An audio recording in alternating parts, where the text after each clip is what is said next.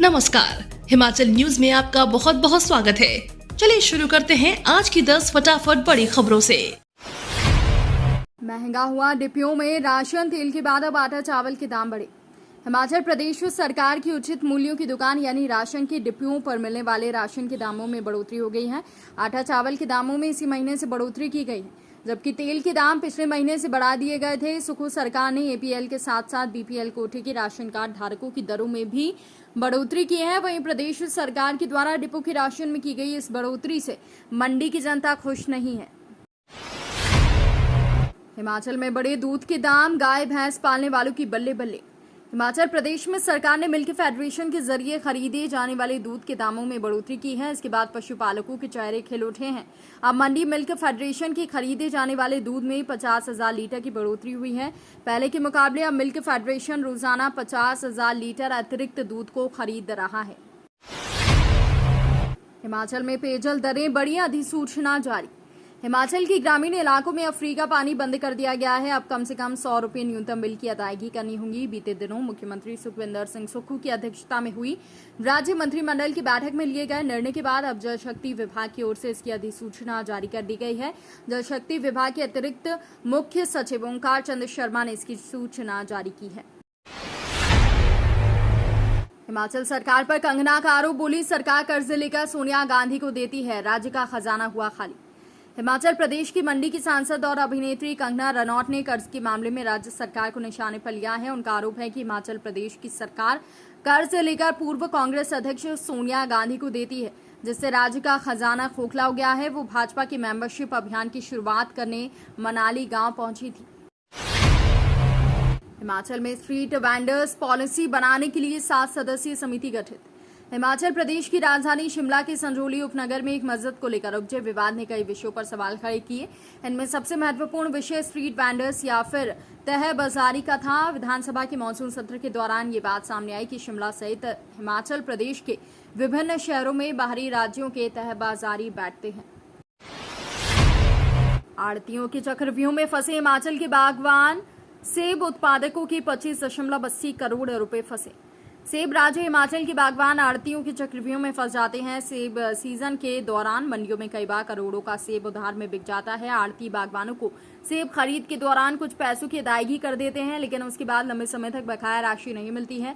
इसके चलते सेब बागवानों को परेशानियों का सामना करना पड़ता है। विधानसभा के मानसून सत्र के दौरान बीजेपी विधायक बलबीर सिंह वर्मा ने सरकार से सवाल पूछा था कि प्रदेश की सभी मंडियों में बागवानी को सेब बेचने पर धन न मिलने से होने वाली परेशानियों के खिलाफ क्या कार्रवाई करी जा रही है।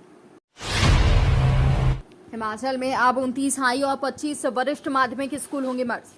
हिमाचल प्रदेश में अब 29 हाई और 25 वरिष्ठ माध्यमिक स्कूल मर्ज होंगे। उच्च शिक्षा निदेशालय ने कम विद्यार्थी संख्या वाले इन स्कूलों का ब्यौरा सरकार को भेज दिया है। अब इन हाई स्कूलों का दर्जा घटाकर मिडिल होगा और वरिष्ठ माध्यमिक स्कूलों का दर्जा हाई किया जाएगा। हाई स्कूलों में 15 और वरिष्ठ माध्यमिक स्कूलों में 25 विद्यार्थियों की संख्या वाले स्कूलों को मर्ज किया जा रहा है। बिना नक्शा पास कराए नहीं बनाया जाएगा कोई भी धार्मिक स्थल, जारी हुए निर्देश। हिमाचल प्रदेश में मस्जिद अवैध निर्माण को लेकर अन्य राज्यों में आने वाले प्रवासियों के रजिस्ट्रेशन और फर्जी आधार कार्ड मामले को लेकर जहां हिंदू संगठन द्वारा लगातार विरोध प्रदर्शन किया जा रहा है, वहीं इसी बीच मस्जिद विवाद को लेकर नगर परिषद घुमारवीं ने एक बड़ी कार्रवाई को अंजाम दिया है। बता दें कि बिलासपुर जिले के घुमारवीं क्षेत्र के वार्ड नंबर 1 में बड्डू में करीब 37 साल पहले बनी मस्जिद रतेहल की दूसरी मंजिल के निर्माण कार्य को लेकर संस्था ने सवाल उठाए थे। बिजली के बाद सुक्खू सरकार ने लोगों को दिया पानी का झटका।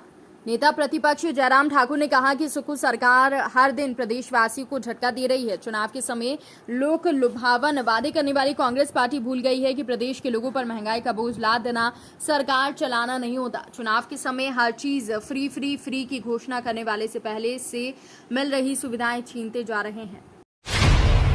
हिमाचली सेब का रस लेगी टाटा कंपनी। 2 बहुराष्ट्रीय कंपनियों से बातचीत के बाद अब टाटा ने भी हिमाचल से एप्पल कंसंट्रेट लेने की इच्छा जताई है। टाटा कंपनी के अधिकारी एचपीएमसी के पराला प्रोसेसिंग प्लांट को देखने के लिए पहुंचे थे। यहां पर विजिट करने के बाद अधिकारियों से उन्होंने बातचीत की है। माना जा रहा है कि उनके साथ जल्द ही करार हो जाएगा, क्योंकि वो चाहते हैं कि यहां से सेब का कंसंट्रेट लिया जाए।